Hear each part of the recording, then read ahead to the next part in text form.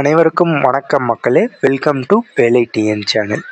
இன்றைக்கி நம்ம வீடியோவில் என்ன பார்க்க இருக்கோம்னு பார்த்தீங்கன்னா, 2025க்கான டிஎன்பிஎஸ்சி குரூப் 4 கட் ஆஃப் மதிப்பெண் எவ்வளவு, அதுக்கு அடுத்தது இந்த கம்யூனிட்டி ரேங்கிங் வைஸ் நமக்கு போஸ்டிங்ஸ் அலாட் பண்ணுறாங்கன்னு போன்ற அனைத்து செய்திகளையும் நம்ம இன்றைக்கி பார்க்க இருக்கோம்.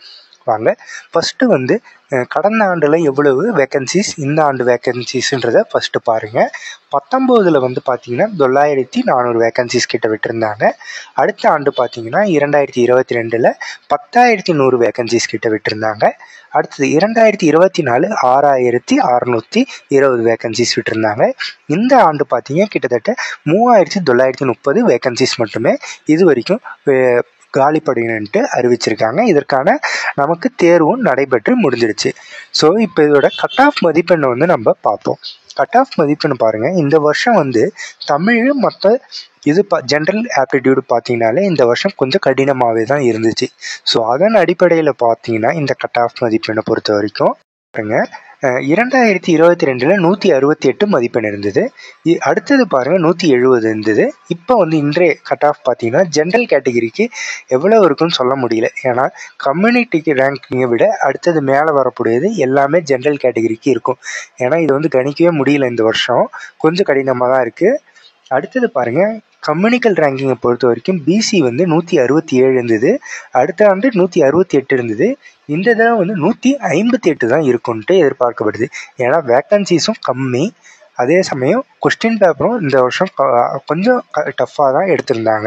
ஸோ இதுக்கான வேக்கன்சிஸ் எல்லாத்தையும் அடிப்படையில் நம்ம பார்க்கும்பொழுது இந்த கட் ஆஃப் 158 பிசிக்கு இருக்கும். எம்பிசி பொறுத்த வரைக்கும் கடந்த ஆண்டுகளெல்லாம் விட இந்த ஆண்டு 157 இருக்கும். அடுத்தது பிசிஎம்மை பொறுத்த வரைக்கும் 148 வேக்கன்சிஸ் இருக்கும். அடுத்தது எஸ்சி பிரிவினரை பொறுத்த வரைக்கும் 149 இருக்கும். எஸ்சிஏ பிரிவை பொறுத்த வரைக்கும் 139 இருக்கும்.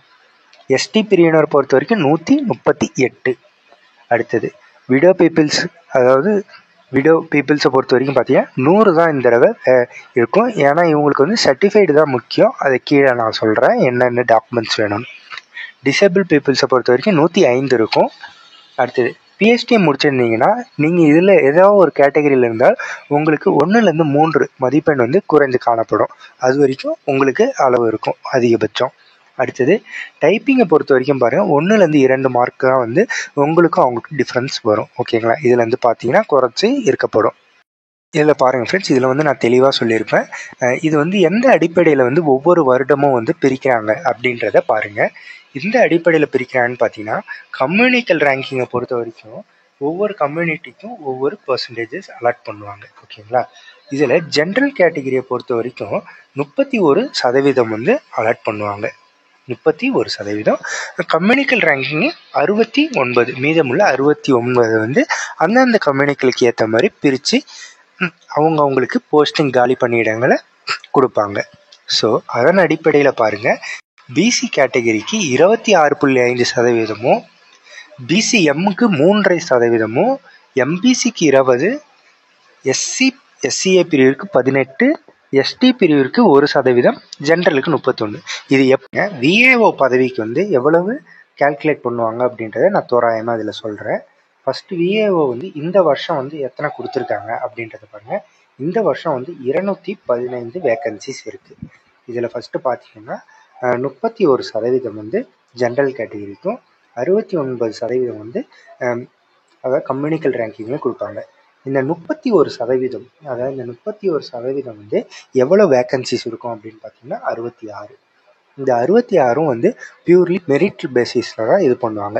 யார் அதிக கம்யூனிக்கலோ எதுவுமே கிடையாது, அதிக மார்க் யார் எடுத்துருக்காங்க ஓவரால் ரேங்கிங்கில் அவங்களுக்கு இந்த 66 போஸ்டிங் அலாட் ஆகும். ஓகேங்களா? அடுத்ததாக பார்த்தீங்கன்னா இருக்கக்கூடிய 69 இந்த கம்யூனிக்கல் ரேங்கிங்கை பிரிப்பாங்க. ஓகேங்களா? அது எப்படின்றத இப்போ பார்ப்போம். கம்யூனிக்கல் ரேங்கிங்கை பொறுத்த வரைக்கும் பார்த்தீங்கன்னா இப்போ பிசி கேட்டகிரிக்கு எவ்வளோ கொடுத்துருக்காங்க, 26% கொடுத்துருக்காங்க. ஓகேங்களா? இந்த 26% பொறுத்த வரைக்கும் பார்த்தீங்கன்னா 39 போஸ்டிங்ஸ் இந்த பிசி கேட்டகிரிக்கு அலாட் ஆகுது. ஓகேவா? அடுத்தது பிசிஎம் எவ்வளோ கொடுத்துருக்காங்க, 3.5%. ஸோ அவங்களுக்கு பார்த்தீங்கன்னா 5 போஸ்டிங் வந்து இவங்களுக்கு அலாட் ஆகுது. ஸோ அடுத்தது பாருங்கள், அடுத்தது எம்பிசி. எம்பிசியை பொறுத்த வரைக்கும் பாருங்கள், அதுக்கு எவ்வளோ அலாட் ஆகுதுன்னா 29.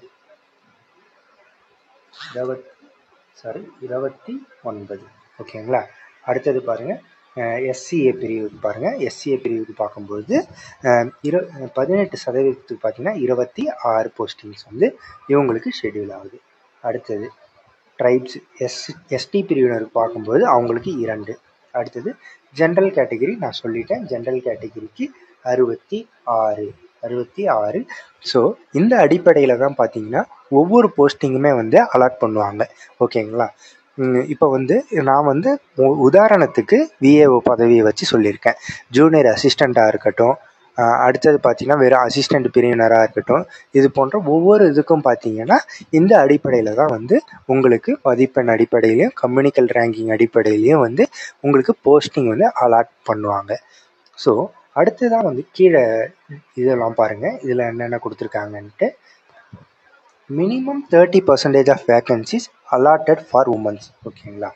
இது வந்து எதை குறிக்குது அப்படின்னு பார்த்தீங்கன்னா, இப்போ வந்து ஜென்ரல் கேட்டகிரியில் 31%, அதாவது 66 சொன்னோன்னா, இதில் வந்து 30% வந்து கண்டிப்பாக வந்து பெண்களுக்கு அலாட் பண்ணுவாங்க ஒவ்வொரு இதுலேயும். ஓகேங்களா.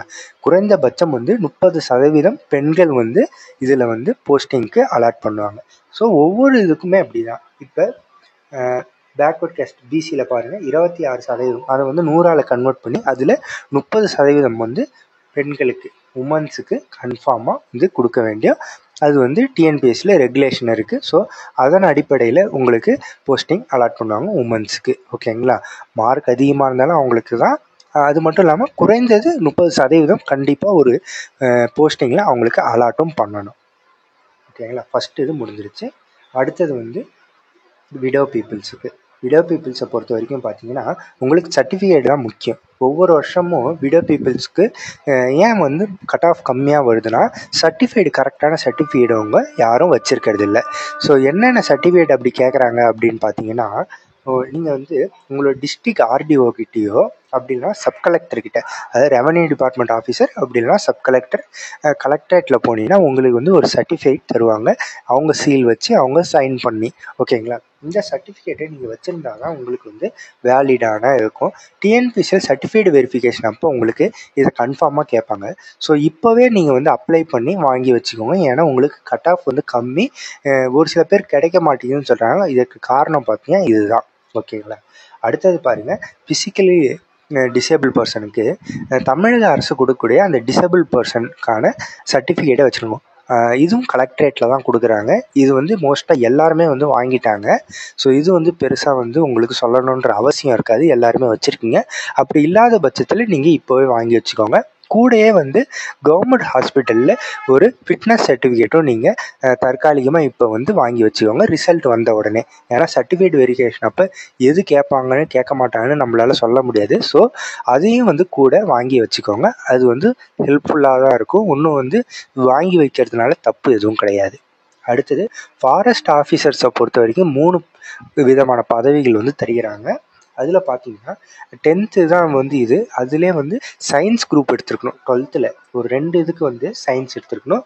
ஒன்றுத்துக்கு மட்டும் வாட்சர்ஸ், ஃபாரஸ்ட் வாட்சர்ஸுக்கு மட்டும் 10th போதும். மீதிக்கு வந்து 12th ப்ளஸ் சயின்ஸு கன்ஃபார்மாக இருக்கணும். ஓகேங்களா. அது வந்து கண்டிப்பாக இருக்கணும். அதில் பார்த்தீங்கன்னா நீங்கள் வந்து கண்டிப்பாக ஃபிட்னஸ் சர்டிஃபிகேட் வச்சுருக்கணும் கவர்மெண்ட் ஹாஸ்பிட்டலில். அடுத்தது வந்து ஐ விஷன் சர்டிஃபிகேட்டும் நீங்கள் அவங்கக்கிட்ட கண் பார்வை திறனுக்கான சான்றிதழும் நீங்கள் வாங்கியிருக்கணும். அடுத்தது டிரைவிங் போஸ்டிங்க்கு போகிறீங்கன்னா நீங்கள் வந்து டிரைவிங் லைசன்ஸ் கண்டிப்பாக வச்சுருக்கணும். அது மட்டும் இல்லாமல் டிரைவிங் லைசன்ஸோட 3 வருஷம் எக்ஸ்பீரியன்ஸ் சர்டிஃபிகேட்டும் நீங்கள் வச்சுருக்கணும். ஓகேங்களா. எக்ஸ்பீரியன்ஸ் சர்டிஃபிகேட் 3 வருஷத்துக்கு கண்டிப்பாக வச்சுருக்கணும். அப்போ தான் டிரைவிங்க்கு உங்களை அலோவ் பண்ணுவாங்க. அது மட்டும் இல்லாமல் இந்த ஃபஸ்ட் எய்ட் சர்டிஃபிகேட்டு நீங்கள் தமிழக அரசால் ஒரு கொடுக்கப்படுது.